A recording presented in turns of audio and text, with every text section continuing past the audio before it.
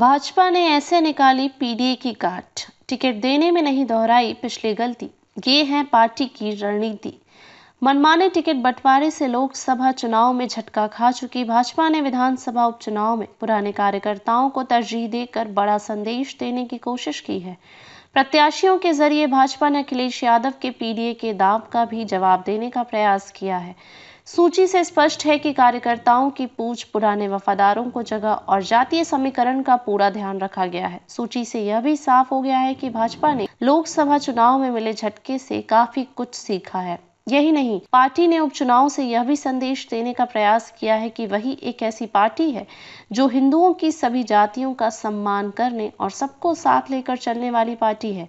Party ने लोकसभा चुनाव में खिसके पिछड़े वोट बैंक को फिर से वापस पाने की भरसक कोशिश की है।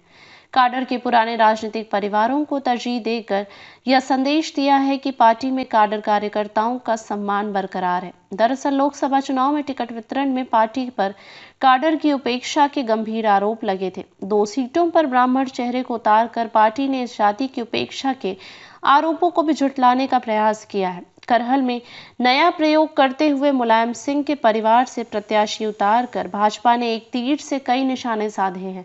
एक और भाजपा ने अनुजेश के बहाने यह बताने का प्रयास किया है कि यादव भी उसके लिए गैर नहीं है। पार्टी यादवों को सम्मानजनक राजनीतिक भागीदारी देने को भी तैयार है। जहां तक अनुजेश का सवाल है तो वह आजमगढ़ से सांसद धर्मेंद्र यादव के सगे बहनोई हैं। राजनीतिक विश्लेषकों की माने तो अनुजेश के जरिए भाजपा ने यह भी संदेश देने की कोशिश की है कि अखिलेश की रीति को लेकर उनके परिवार में भी सब कुछ ठीक नहीं है।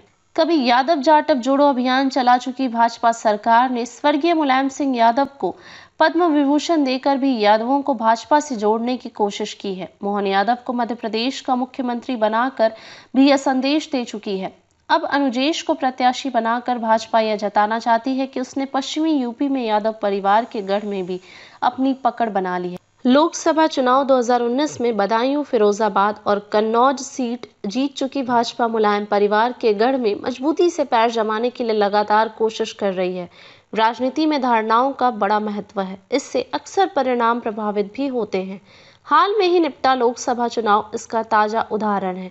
अब भाजपा उपचुनाव के प्रत्याशियों के जरिए उन धारणाओं को तोड़ने की कोशिश करती दिख रही है।